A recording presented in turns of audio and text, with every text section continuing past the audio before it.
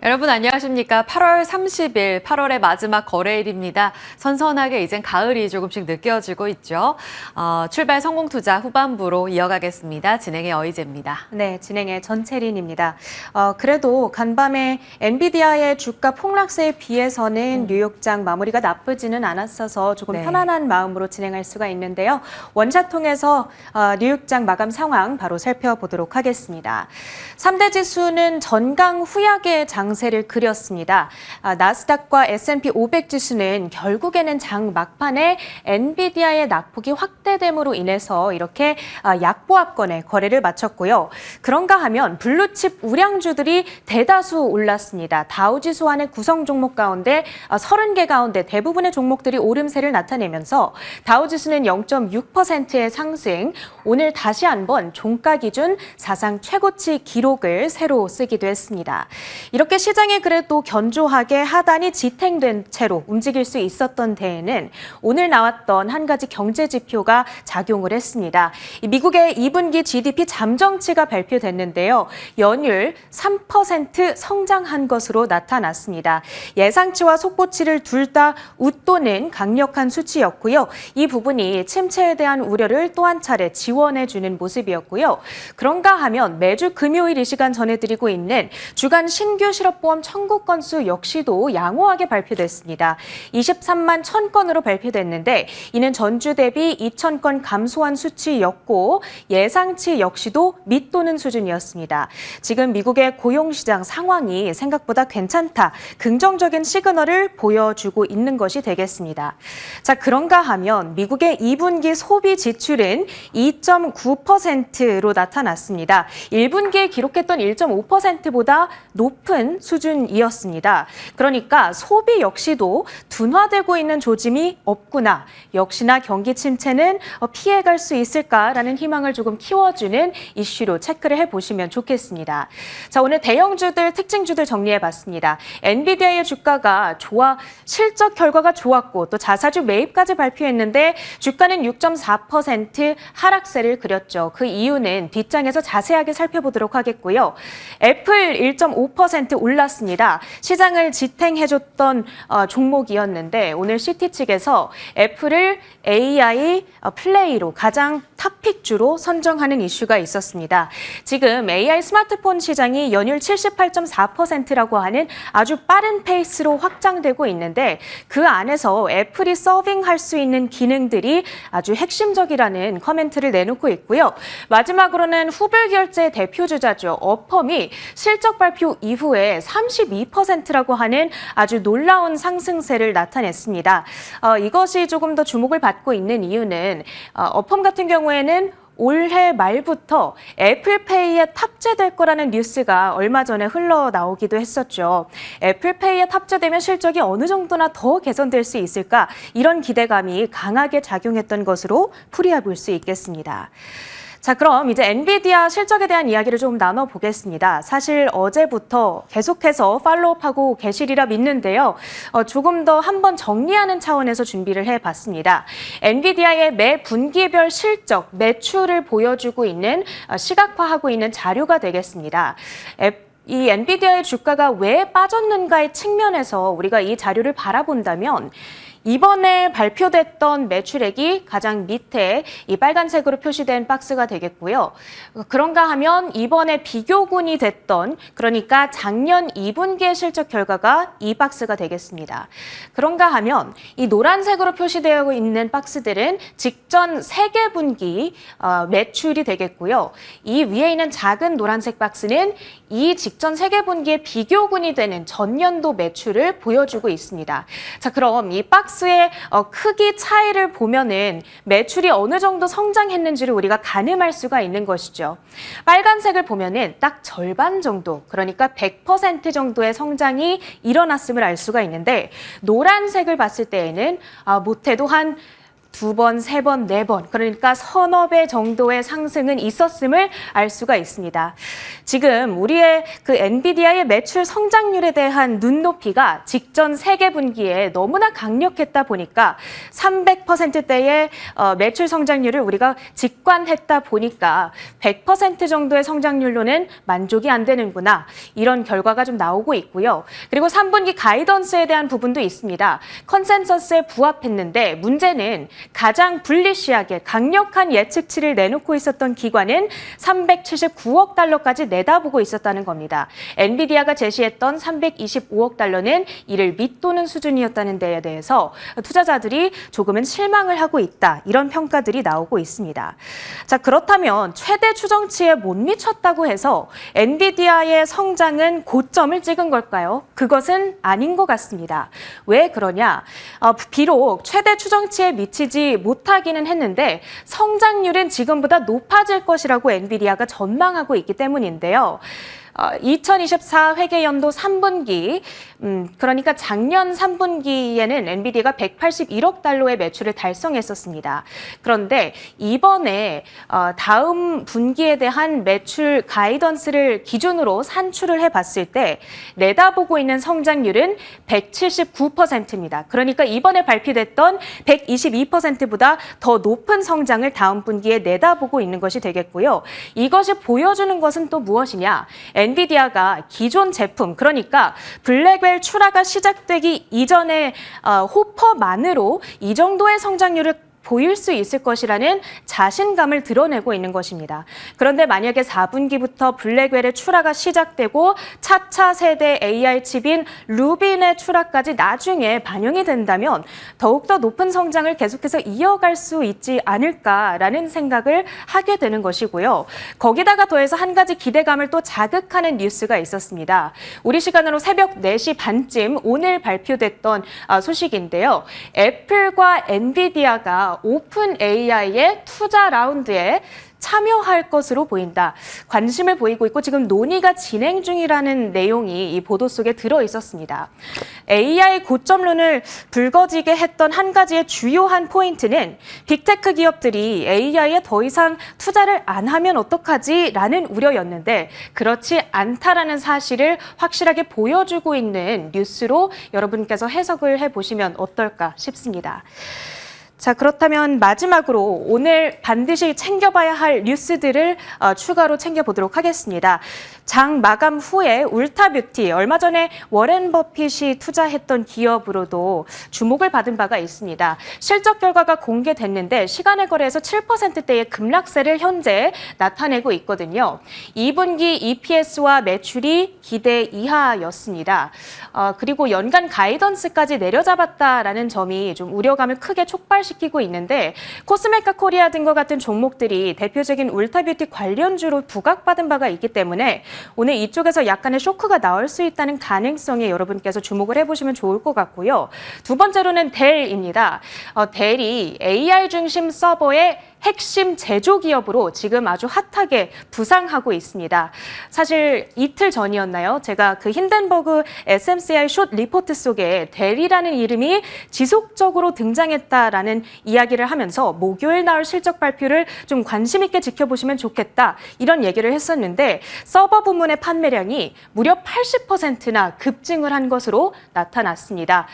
그러면서 주가 역시 3.6% 오름세를 이어갔는데 이 같은 성장이 앞으로 계속해서 이어질지 우리가 꼭 지켜봐야 하는 것 같고요. 세 번째로는 배터리가 되겠습니다. 이 상반기 미국의 ESS 신규 설치 규모가 4.2기가와트시로 집계가 됐다고 합니다. 국내 배터리 기업들에게 새로운 기회가 될 수 있다는 이야기들 나와 있으니까요. 여기 관련주들까지 주가 흐름을 체크해 보시면 좋겠습니다. 이렇게 뉴욕 파트 브리핑 마쳐보도록 하겠고요. 오늘 우리 증시 8월의 마지막 거래일 전략을 어떻게 세워볼까요? 지금 꼼꼼하게 미국장의 분위기를 점검해 주셨는데 엔비디아를 놓고 제외하고 본다면 비교적 평온한 마무리였다. 그러면 그 흐름 우리가 이어받을 수 있을지 여기에 기대 좀 포커스를 맞춰보도록 하죠.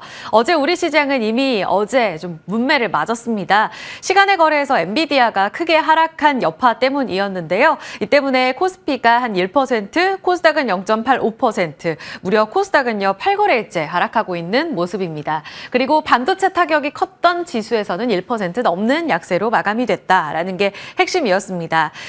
그런 움직임 안에서 지금 외국인들이 사는 모습들, 엇갈리는 모습이 나왔고요. 특히 선물 시장에서 꾸준히 외국인들이 담습니다라는 내용을 전해드렸는데 외국인들 어제 선물 시장 10거래일 만에 매도로 돌아선 점은 다소 좀 아쉽습니다. 이 부분 체크가 필요하겠고요. 비교적 선방했던 섹터 두 가지로 꼽아봤습니다. 2차 전지 그리고 바이오 더불어서 자동차 그 안에서도 그 전날 강했던 현대차나 현대글로비스 말고 우선주, 자율주행 상승이었죠. 2차 전지의 독보적인 활약이 대단했습니다. 어제 바이오 일부 종목들 안에서는 변동성이 포착되기도 했는데요. 그 안에서 업황 바닥통과 기대감과 함께 이쪽으로 수급이 집중됐습니다. LG 에너지솔루션이 6%가량 상승했고 삼성 SDI도 5%의 반등. 잠시 후에 살펴볼게요. 특히 전고체 배터리와 관련돼서 유일 에너테크 그리고 이수 스페셜티 케미칼 같은 종목들이 강세를 나타냈습니다. 바이오 종목 안에서는 변동성 포착됐다 말씀을 드렸는데요. 유한양행으로 거래 집중은 계속됐습니다. 신고가 행진 이어지고 있는 모습. 하지만 그 안에서도 그 전날 강했었던 비만 쪽이 조금 더 강한 모습을 보였고 블루엠텍, 라파스 이런 종목들의 강세가 이어졌고요. 그 전날 강했던 ABL 바이오 같은 종목들은 윗꼬리가 길게 달리면서 앞으로의 작은 변동에 대해서 주의, 경고음을 보여주는 듯 했습니다. 많이 빠졌던 쪽은 수출주. 엔비디아의 시간 외 하락의 여파를 받았던 하이닉스가 5에서 5%, 한미반도체 9% 빠졌고요. 반도체뿐만 아니라 최근 들어서 워낙 강세 움직임 속에 수출주가 좀 불안합니다라는 움직임을 말씀드렸는데요. 어제 변압기, 식품, 화장품 같이 조정을 받으면서 약세 흐름. 앞서 울타뷰티 여파에 또 자유롭지가 못하겠네요. 자, 반도체 쪽 점검하고 가겠습니다. 앞서서 IB 쪽에선 여전히 긍정적인 전망을 내놓고 있다. 체리냉커가 전해드렸습니다. 어제 이 여파에서 그럼 벗어날 수 있을까? 사실 증권가에서는요. 큰 그림에서 봤을 때 이 AI와 관련된 내러티브 살아있는 거 맞는데 단기적으로 확 회복되기엔 좀 어렵다라고 보고 있습니다. 그래서 증권가에서 꼽은 것처럼 엔비디아는 우리의 구원자, 메시아가 아니었다. 8월 말에 가장 기대했었던 우리의 이벤트이기도 했었고요. 코스피가 8월 5일 저점을 기록하고 나서 되돌림을 보여주고 있지만 121선 회복을 못하고 있잖아요. 이 돌파할 수 있는 해결사는 아무래도 엔비디아가 되지 않을까 하는 기대감이 있었는데 여기에 좀 찬물을 끼얹은 재료로 작용하고 있습니다. 어제 같이 빠졌던 반도체주들 낙폭을 쭉 놓고 보시면 한 번 더 타격을 받는 그런 아픔 같죠. 이수페타시스가 10%의 급락, PSK홀딩스 그 전날 급등했잖아요. 이럴 거면 오르지나 말지 12% 하락하면서 어제 마쳤습니다. 거의 다 상승분을 다 반납하면서 야속한 약세로 마감을 짓는 모습이었는데요. 전일 반도체 막판에 매수했습니다. 기관의 수급 연속성 있을까요? 라는 화두를 던졌는데 하루 만에 매도 전환. 파란색 짙은 볼드 처리한 건 외국인 기관의 쌍끌이 매도입니다. 전자, 닉스, 한미반도체, PSK홀딩스, 유진테크. 결국은 간밤에 미국 시장에서 보여준 것처럼 미국 기술주에서 방어주나 다른 에너지주 같은 다우 쪽으로의 자금 확산은 계속되면서 기술주가 당분간 쉽지 않겠구나라는 생각이 듭니다. 엔비디아 실망에 대해서 증권가에 주고 지금 GP 마진이 꺾이고 있다는 측면은 어제 뼈아프게 좀 다가왔던 팩트입니다. 세 가지로 그 우려를 정리해봤고요. 여기에서 자유로울 수 있느냐가 앞으로 AI 수익성에 대해서 다시 한번 우리가 긍정적인 호재로 받아들일 수 있는 그 변곡점이 될 것 같거든요. 이 세 가지가 달라지는지 여부는 체크해 보시기 바랍니다. 다음 분기 가이던스 스트릿 컨센 대비 실망했고 신제품 믹스 마진 우려 있습니다. 여기에 대한 설명이 좀 부족했다라는 게 어제 실망감을 자아냈고 GP가 처음으로 이제 마진 둔화 포착이 됐습니다. 75%로 꺾인 것으로 확인이 됐는데 앞으로 한 하반기에는 71%까지 뚝 더 떨어질 거야. 이 기울기는 더 내려갈 거야라고 시장에서 인지하고 있습니다. 마지막으로 블랙을 우려는 루머가 아니라 4분기 지연된 거 맞다라는 것으로 입장 표명이 됐고 수율과 관련해서 그러니까 왜 이렇게 양산이 늦어졌는가. 원래는 지난 분기 컨퍼런스 콜에서 지금 샘플링 2분기 할 거고 3분기에 양산, 4분기에 출하할 거야 라는 거였는데요. 지금 샘플링하고 있다는 건 맞다고 합니다. 그런데 3분기 지나서 4분기에 출하랑 양산 같이 된다고 하는데 이 미뤄진 거 수율 때문 아니야? 여기에 대한 해석도 부족했다. 그러면 다음 메시아는 뭘까요? 9월 4일에서 6일에 대만에서 세미콘 행사가 있습니다. TSMC 포함해서 엔비디아, AMD CEO가 다 참여하게 될 텐데요. 젠슨 황 CEO가 여기서 기술 설명 있지 않을까 시장에서는 기대하고 있습니다. 만약 이 자리에서 이 우려를 불식시켜 준다면 여전히 메시아로 시장 기대하고 있고요. 9월 말에 이제 마이크론 테크놀로지 실적 발표 있습니다. 물론 그 중간에 9월 10일 애플의 행사가 있기는 한데 완전히 반도체를 돌려놓을 수 있을 것인가는 같이 좀 체크가 필요하겠고요. 마무리로 결국은 4분기의 메시아로 증권가에서 제시하고 있는 거 금리 인하가 9월에 진행될 거잖아요. 이것을 반영해서 10월, 11월 지표 어떻게 개선되는지 그러니까 골디락스와 관련된 지금 우리가 유동성을 풀어주는데 경기 침체가 안 오고 있다라는 게 지금 시장에서 가장 기대하는 시나리오잖아요. 이 부분 확인이 4분기에 필요하다고 보고 있습니다. 더불어 3분기 실적 시즌에서 금리 인하 효과로 호실적 나오고 AI 낮아진 눈높이에 충족해가는 결과를 보여줄 경우에는 이제 반등 나올 수 있다라고 보고 있습니다. 마지막으로는 하나마나한 이야기일까요? 국내 밸류 프로그램도 다음 시장의 메시아 이렇게 보고 있습니다.